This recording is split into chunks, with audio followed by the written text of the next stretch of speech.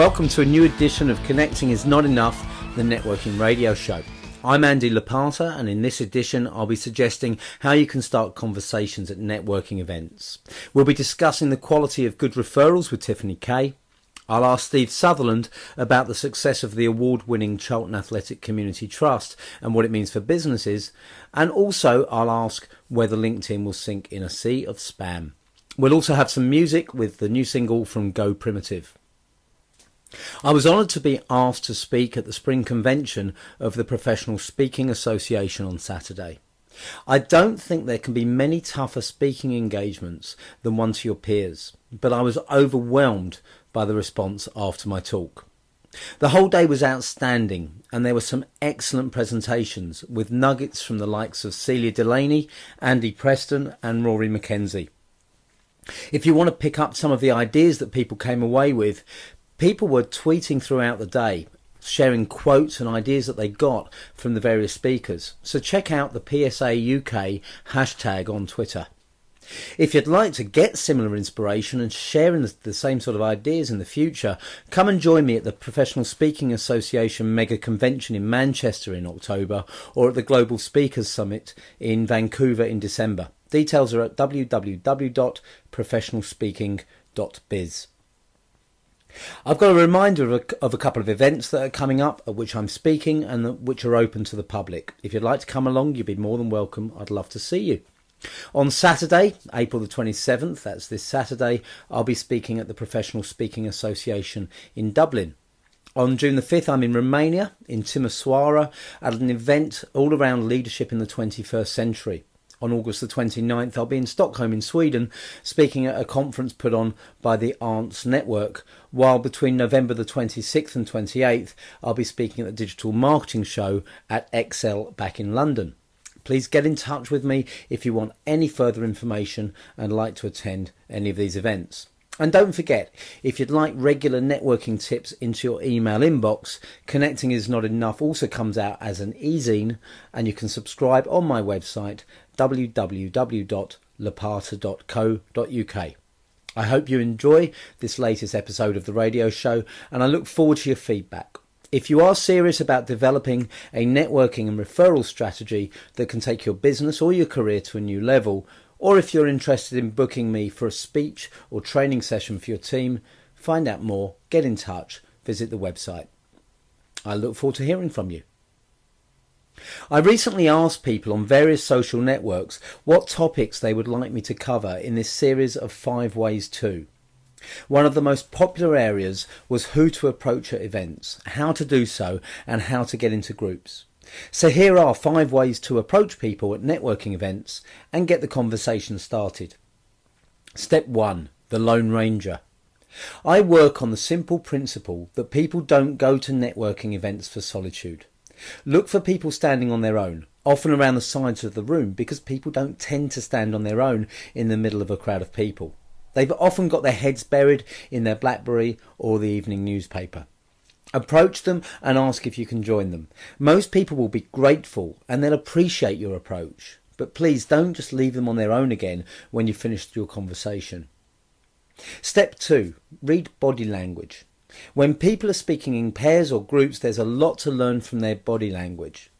People will either be facing each other or they'll be positioned at slightly open angles. The simple rule of thumb is whether you can easily approach their group without forcing them to change their stance to accommodate you.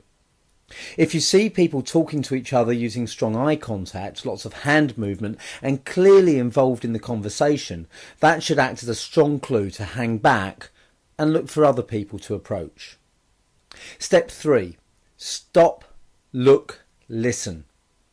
There can be little more frustrating at a networking event than someone coming along when you're in mid-flow and asking if they can join you. The conversation tends to stop at that point as people introduce themselves to the new arrival and ask all about them. All of a sudden your point has been forgotten and the focus has shifted.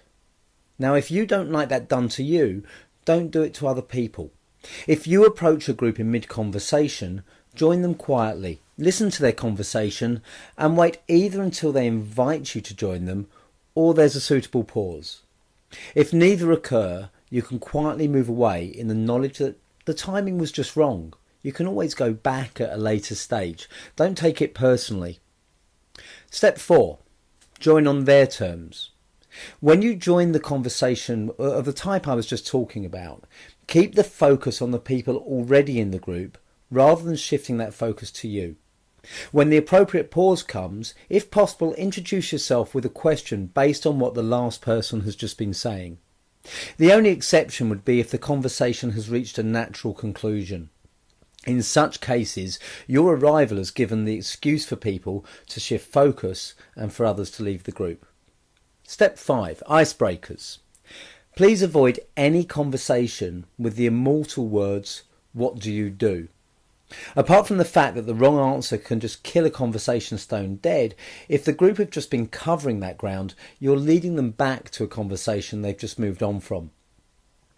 As I've just suggested, ask questions about their current topic of conversation if possible. That's by far the best way to join a group.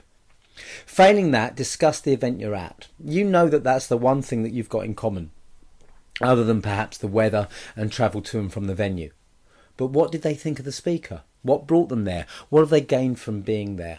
Ask those sorts of questions and you get onto common ground quite quickly. I was recently interviewed by Tiffany Kay about networking strategy and how to generate referrals for your business. In this extract from the interview, I discuss with Tiffany the quality of the referrals you should be seeking. And I can remember, Andy, it must have been about 13 years ago when I first set up my business, and I was having a meeting with the bank manager who's helping with some business planning. And he said to me, so how are you going to market your business? And I said all these different things that I was planning to do. And he goes, of course you need to do networking.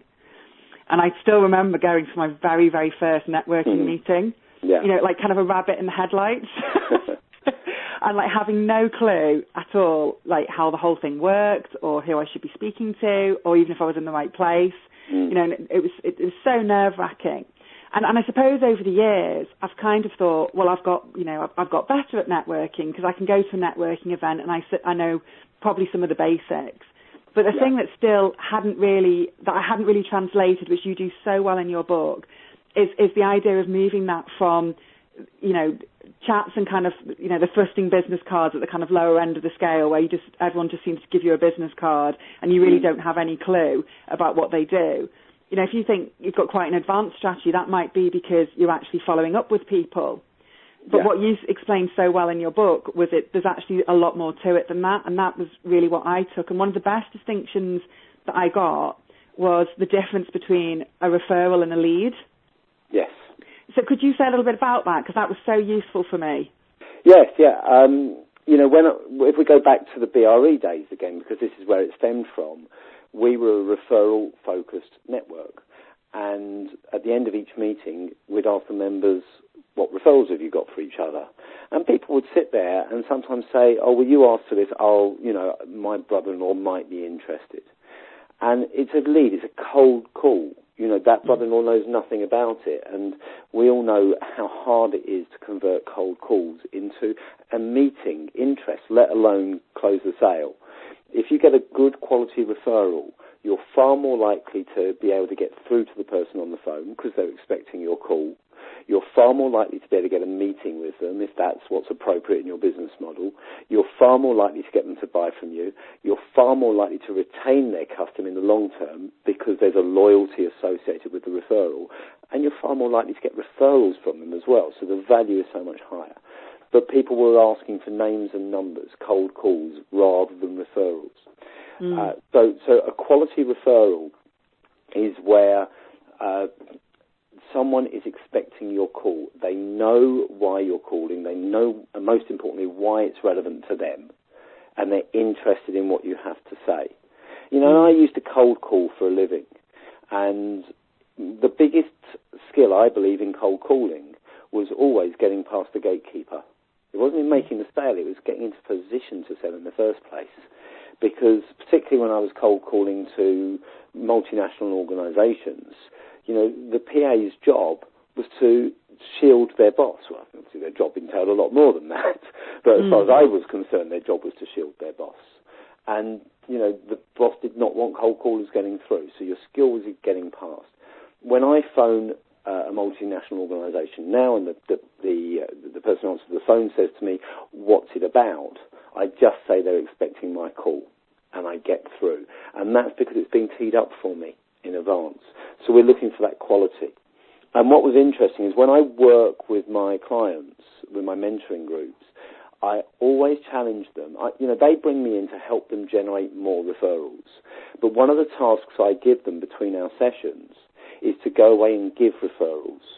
And there's two reasons. One is I want them to understand, one of them is I want them to understand that you've got to give. You can't just expect to receive and expect people to refer you if you don't have the mindset of looking out for them. But the other reason is I want them to understand the referral process, and I want them to understand what it's like to give a referral so that they can better equip their champions, the people who will refer them, to do so.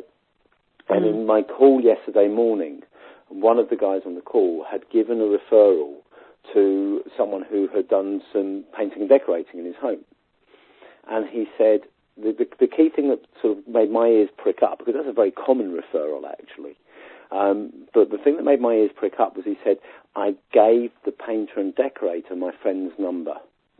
Whereas normally what we would do, and he said this is what he would normally have done in the past, we would give our friend the painter and decorator's number.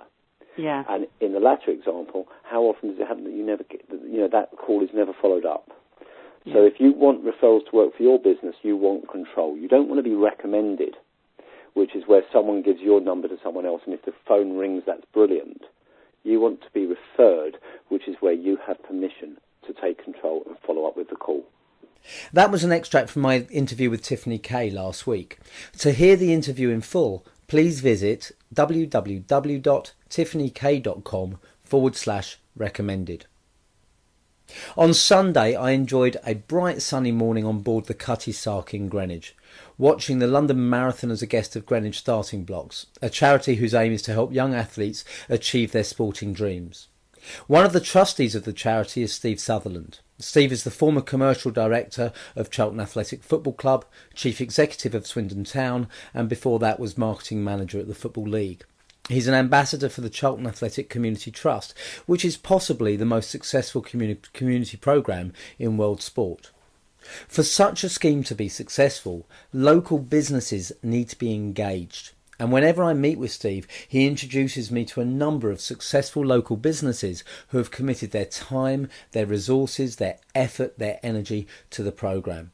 I wanted to find out more about the success of the scheme and just why businesses engage with the community trust.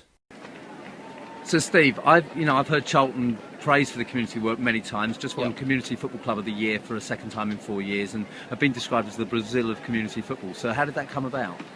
Well, not overnight. I think really it's been a lot of hard work over a 20-year period. We just celebrated the 20th anniversary of community work at Charlton Athletic. It was set up really on the back of the adversity that the club went through in the 80s. And when we came back in 1992, having spent 7 years playing on other people's grounds, the absolute priority was to re-engage again with the community and to actually prove that Charlton would be a major player in the community. And so that started literally famously with Jason Morgan and a bag of balls, but that's literally how it did start. So now it's now a programme that has the biggest turnover in football, which is a huge achievement really. So we've got 10,000 youngsters a week engaging with Charlton's Community Trust. So it hasn't been an overnight success. It's been a lot of hard work. But to be fair, it's probably one of the best kept secrets because every football club has a huge amount of work it does in the community. And in an era when bad news gets more press than good news, that's the backdrop. Have a look at every club in the country, and they'll be doing some fantastic work in their community.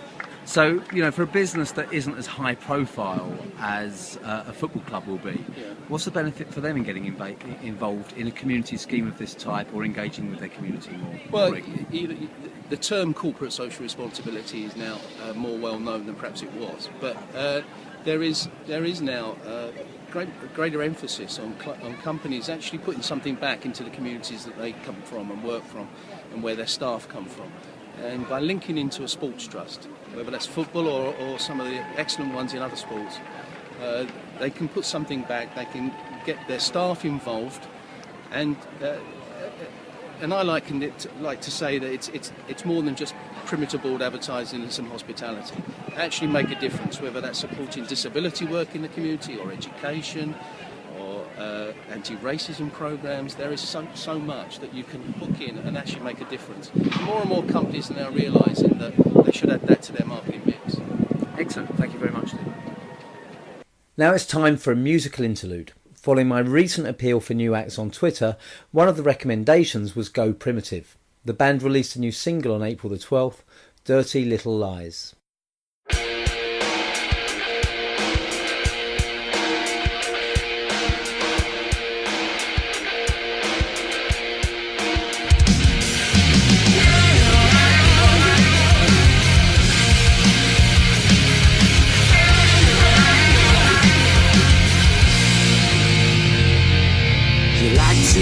You know it all, that you can have it all, then I don't think it'll get any better.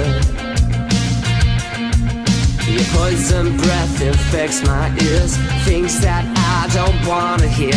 If I shut them out, it'll be forever. Ever, you should've known better. Dirty little lies, right for my eyes. Dirty little lies, oh she crazy. She's so fucking crazy, dirty little lies, right before my eyes, dirty little lies, oh she's crazy. Fueled by smoke and cheap champagne, knows no boundaries in her game. Attention drawn, do you feel any better? And now there's only you to blame. Another heavy night, do you feel ashamed? Now everyone knows you're a dirty little liar. A liar, your soul's on fire. Dirty little lies, right for my eyes. Dirty little lies, oh she crazy, oh she's so fucking crazy. Dirty little lies, right for my eyes. Dirty little lies, oh she crazy.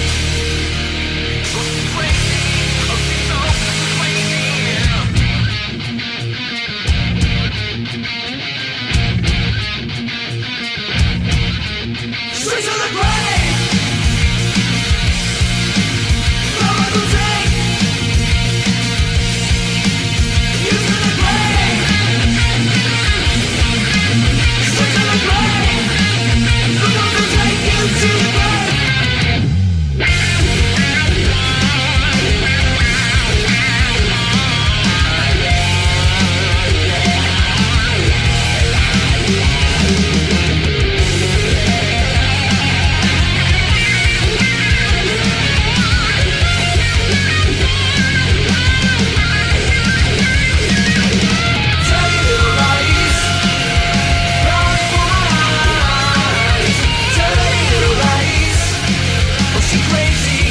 She's so fucking crazy, dirty little lies, right before my eyes, dirty little lies.